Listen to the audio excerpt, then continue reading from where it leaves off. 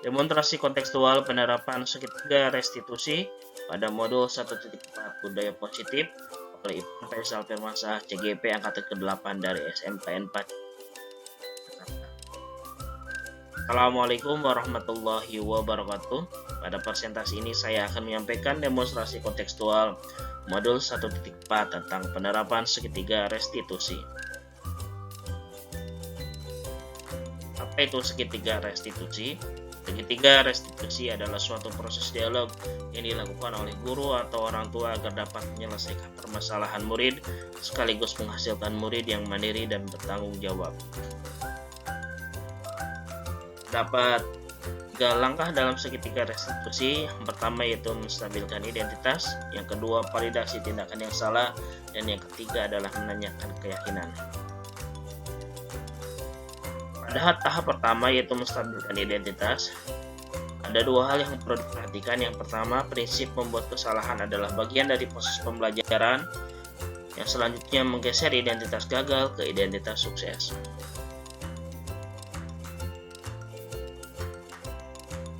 Yang kedua yaitu menstabilkan identitas.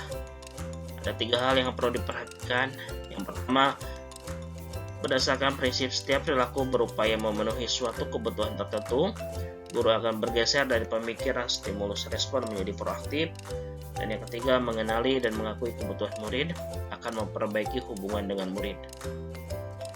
Dan yang ketiga yaitu pada tahap menanyakan keyakinan, ada 2 hal yang perlu diperhatikan. Yang pertama, murid akan diberikan pertanyaan-pertanyaan bermakna untuk memunculkan motivasi secara intrinsik. Yang kedua, mampu mengaitkan keyakinan dengan tindakan yang salah.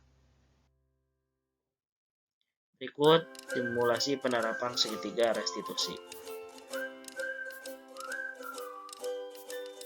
Dengan kasus, ketika sedang mengajar, Pak Ahmad melihat ada murid yang selalu menunduk ke bawah.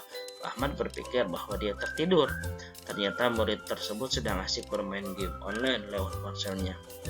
Seluruh murid di kelas di awal pembelajaran sudah membuat kesepakatan dan keyakinan untuk saling menghormati dan menghargai kegiatan belajar dan kebutuhan belajar murid lainnya.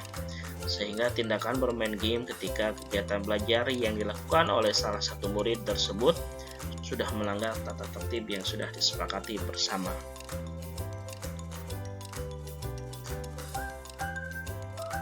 Penanganan kasus. Untuk menyelesaikan masalah pada kasus tersebut, maka perlu diambil langkah penyelesaian masalah dengan menggunakan cara segitiga restitusi seperti pada tayangan berikut. Teruji Bapak tadi dengar laporan dari Pak Ahmad. Beliau menyampaikan permasalahan ketika kamu belajar. Kalau boleh tahu apa yang terjadi? Iya Pak, tadi saat pelajaran Pak Ahmad, saya ketahuan bermain game online. Kamu main game online pada saat Pak Ahmad mengajar. Iya Pak, saya bermain game online karena ada ajakan teman untuk mabar. Terus apakah kamu tahu perbuatan yang kamu lakukan itu keliru? Iya Pak. Baik, Bapak di sini bukan untuk mencari siapa yang salah. Bapak di sini untuk mencari penyelesaian masalah, berpikir bersama-sama untuk memperbaiki situasi ini. Kamu juga pasti punya alasan melakukan hal itu. Pasti seru ya main game ya.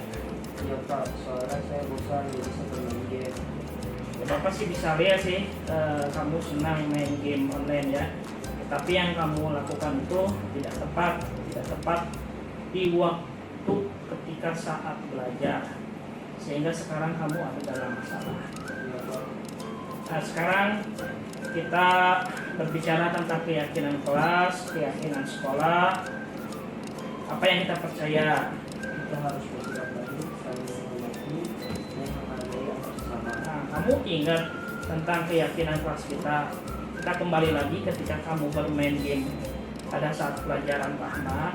Apakah ketika kamu melakukan hal itu, kamu menghormati, menghargai Pak Ahmad dan teman-teman kamu yang sedang belajar? Iya Pak. Tapi kamu merasakan rasa senang saat bermain game. Tapi menurut Bapak ada cara lain untuk mendapatkan rasa senang tanpa harus mengganggu kegiatan belajar. Nah, sekarang mari kita saling mengindahkan keyakinan kelas kita. Sekarang kita bertemu Pak Ahmad.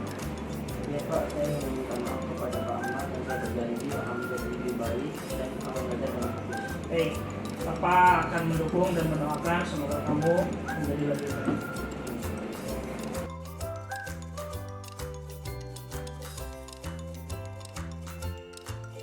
Dan yang selanjutnya itu tanggapan siswa.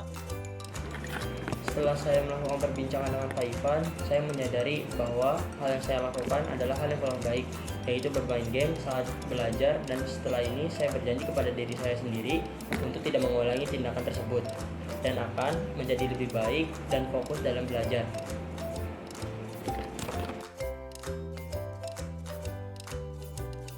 Demikianlah demonstrasi kontekstual modul 1.4.